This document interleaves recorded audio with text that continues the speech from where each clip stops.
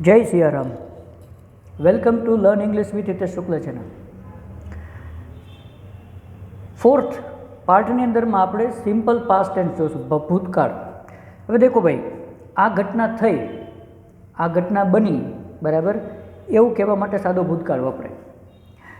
V2નો use કરવાનો થાય, આમ થયું. આ તમને હેલું પડશે વ્યાખ્યા કરતાં. આ એક એક્ઝામ્પલ યાદ રાખો, આમ થયું, સાદો ભૂતકાળ. તો હું સેન્ટેન્સ બોલું છું અને તમારે એનું ઇંગ્લિશ કરવાનું. આ સાવ સીધા અને સિમ્પલ સેન્ટેન્સ છે, માત્ર કર્તા અને ક્રિયા પદ્ધતિ છે, બીજું કશું જ નથી. તો પહેલું બે હું બોલી આપું, તમને ખ્યાલ આવે, પછી તમે બોલજો. હું ઉઠ્યો, તો I got up. V2 get up એટલે ઉઠવું, ગોટ અપ. અથવા I woke up, wake up એટલે જાગવું, અને આઈ વોક અપ. હું ગયો,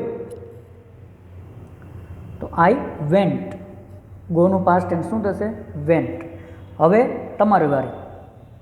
હું બોલ્યો, આઈ સ્પોક. મેં ખાધું, આઈ એટ. નેક્સ્ટ વન, મેં પીધું,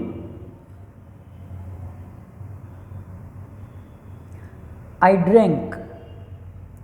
અમે જોયું,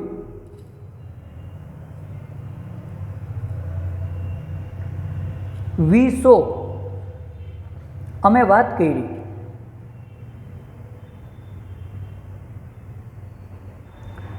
વી ટોક્ડ. અમે બેઠા,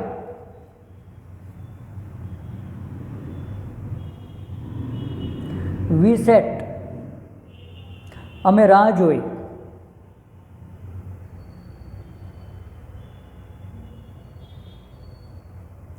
વી વેઇટેડ. તું આવ્યો,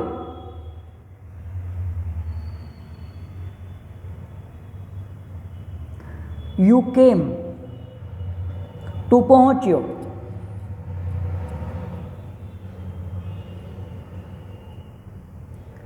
યુ રીચડ. તમે પૂછ્યું,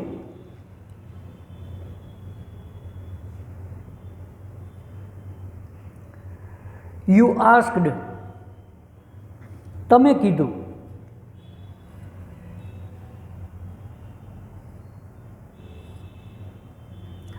યુ ટોલ્ડ. તમે જાણ કરી,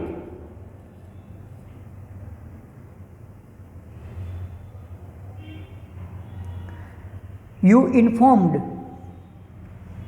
તે પાસ થયો,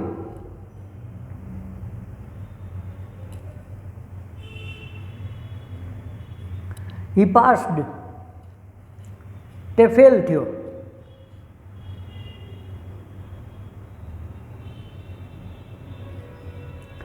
હી ફેઇલ્ડ. તે મરી ગયા,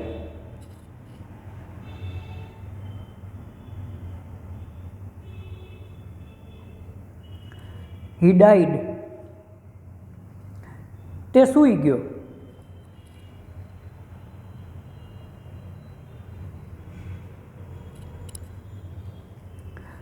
હી સ્લેપ્ટ. અથવા he went to bed. Go to bed એટલે સૂઈ જવું, વેન્ટ ટુ બેડ. તે સમજી ગયો,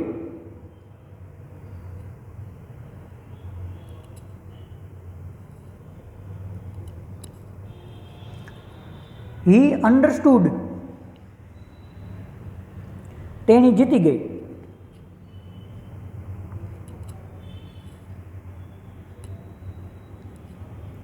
સી વોન.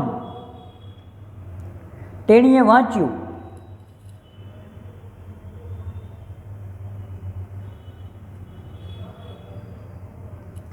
C read. રીડનું પાસ્ટ ટેન્સ રેડ, સ્પેલિંગ ઇનો ઈ. નેક્સ્ટ વન, તેણીએ લખ્યું,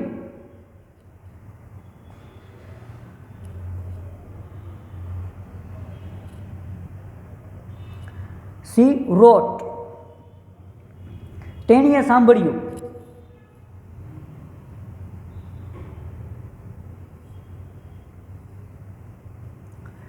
સી લિસન્ડ. અથવા સી હર્ડ, હિયરનું હર્ડ, લિસનનું લિસન્ડ, સાંભળવું. નેક્સ્ટ વન, તેણીએ સમજાવ્યું.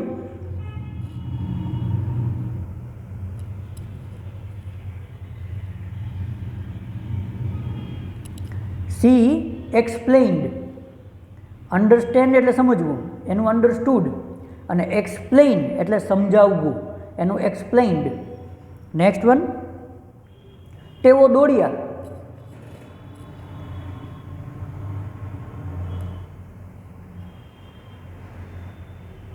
they ran, રનનું રેન. નેક્સ્ટ વન, તેઓ ભાગ્યા.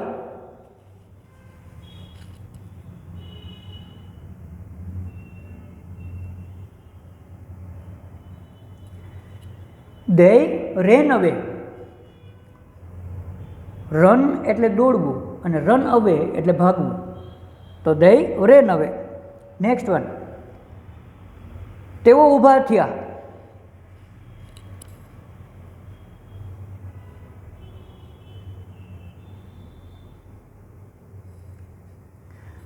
they stood up. Stand up એટલે ઊભું થવું, સ્ટૂડ અપ, અથવા તો આગળ આપણે કીધું ગેટઅપનું ગોટઅપ પણ થાય. નેક્સ્ટ વન, તેઓ ચાલ્યા.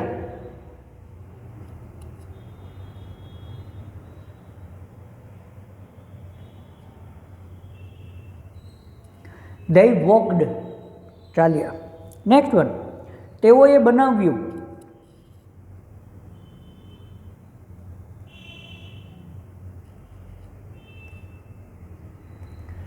they made, મેક એટલે બનાવવું, એનું મેડ. નેક્સ્ટ વન, લોકો માનતા.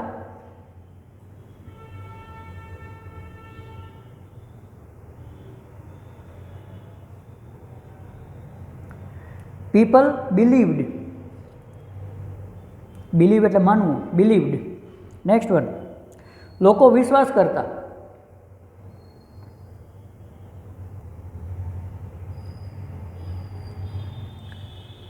પીપલ ટ્રસ્ટેડ, ટ્રસ્ટ એટલે વિશ્વાસ કરવો, ટ્રસ્ટેડ. નેક્સ્ટ વન, લોકોએ શંકા કરી.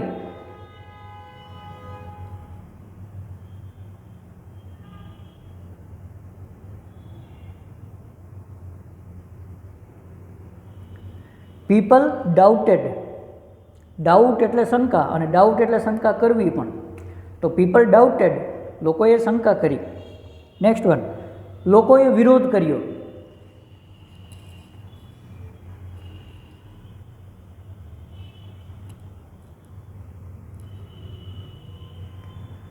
પીપલ ઓપોઝડ, ઓપોઝ એટલે વિરોધ કરવો, ઓપોઝડ. નેક્સ્ટ વન, લોકોએ સ્વીકાર કર્યો.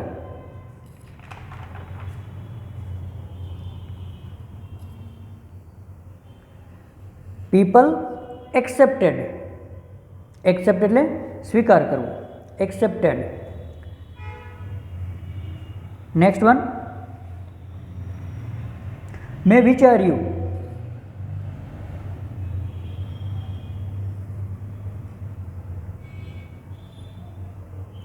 આઈ થોટ, સરે શીખડાવ્યું.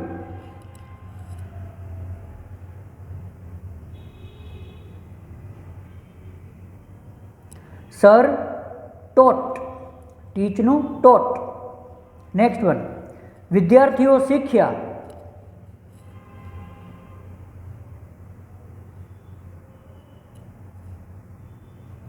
સ્ટુડન્ટ્સ લર્ન્ટ, લર્ન એનું લર્ન્ટ. નેક્સ્ટ વન, વિદ્યાર્થીઓએ અભ્યાસ કર્યો.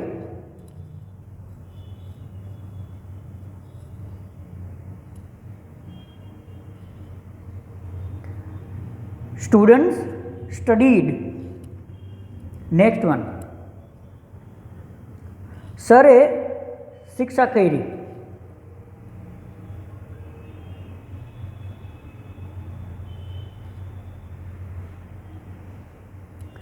સર પનિશ્ડ, મમ્મીએ રસોઈ કરી.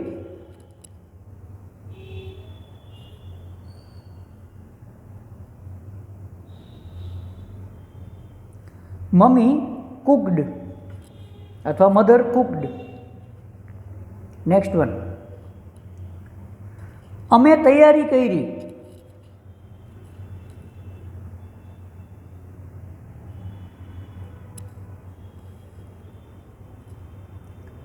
વી પ્રિપેર્ડ. નેક્સ્ટ વન, તેઓ આવ્યા.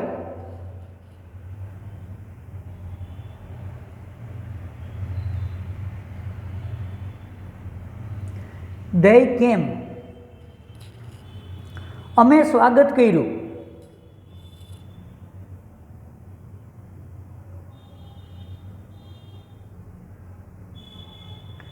we welcomed. અમે ઉજવણી કરી.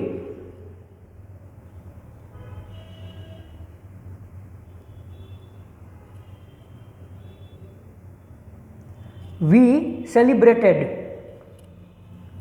અમે શણગાર્યું.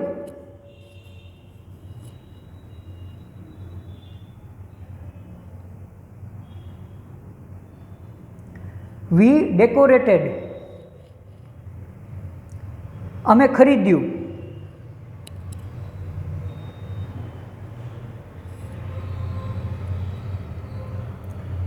we bought. નેક્સ્ટ વન, અમે જોયું.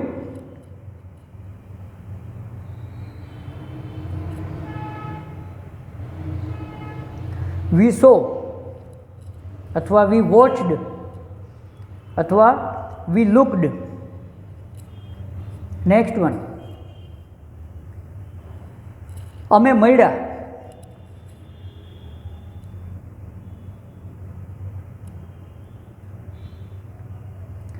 we met. મીટ એટલે મળવું, met. નેક્સ્ટ વન, અમે ભેગા થયા.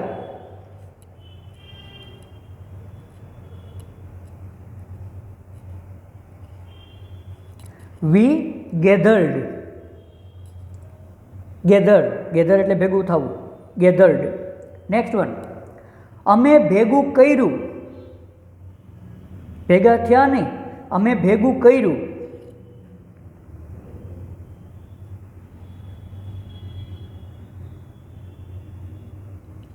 we collected. કોઈ વ્યક્તિ ભેગા થાય તો gathered, વસ્તુ ભેગી કરીએ તો collected. નેક્સ્ટ વન, મેં બચાવ્યું.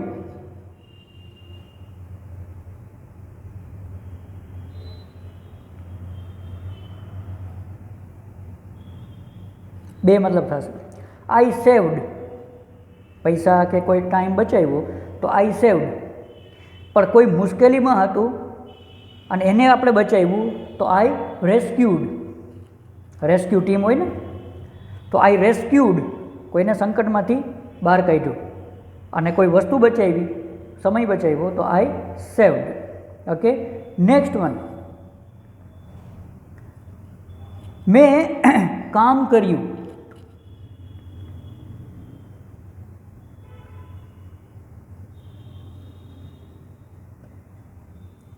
આઈ વર્કડ. મેં ચલાવ્યું.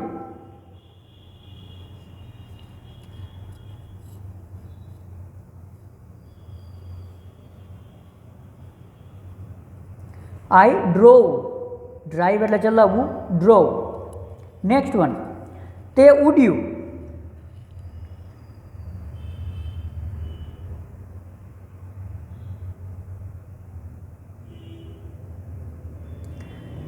તે ઉડ્યું. It flew. કારણ કે છોકરો હોય કે મતલબ કે કોઈ પુરુષ હોય અથવા તો નર હોય તો હી ફ્લ્યુ, તે ઉડ્યો. લેડી હોય, માદા હોય તો સી ફ્લ્યુ, તે ઉડી ગઈ. દાખલા તરીકે કોયલ ઉડી ગઈ, કાગડો ઉડ્યો. બરાબર. પણ બચ્ચું, પંખીડું, ચકલું તે ઉડ્યું. તો હી ફ્લ્યુ પણ થાય, શી ફ્લ્યુ પણ થાય, ઇટ ફ્લ્યુ પણ થાય. ઓકે. નેક્સ્ટ વન, તે કૂદ્યું.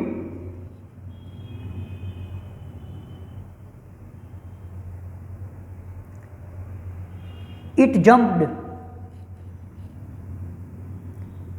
એ હસ્યો.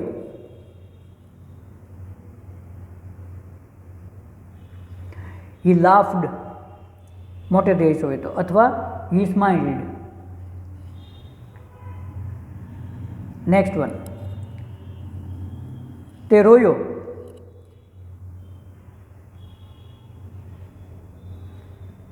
હી ક્રાઇડ.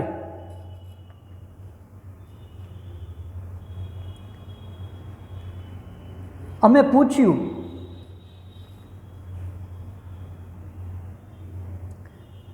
વી આસ્ક્ડ. તેઓએ જવાબ દીધો.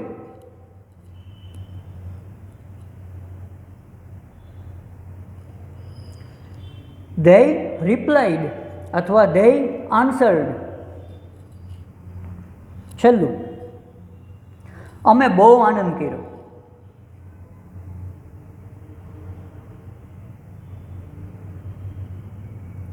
we enjoyed too much. Thank you very much for watching this video and practice કરવી પડે. તમને કદાચ એમ થતું હશે કે સર વચમાં સમય લે છે, એ ધીરજ રાખતા શીખવું પડે સાહેબ. થોડું એ સહન કરતાં શીખવું જોઈએ. પ્રેક્ટિસ કરો, ફાયદો બહુ થશે. જય સિયારામ.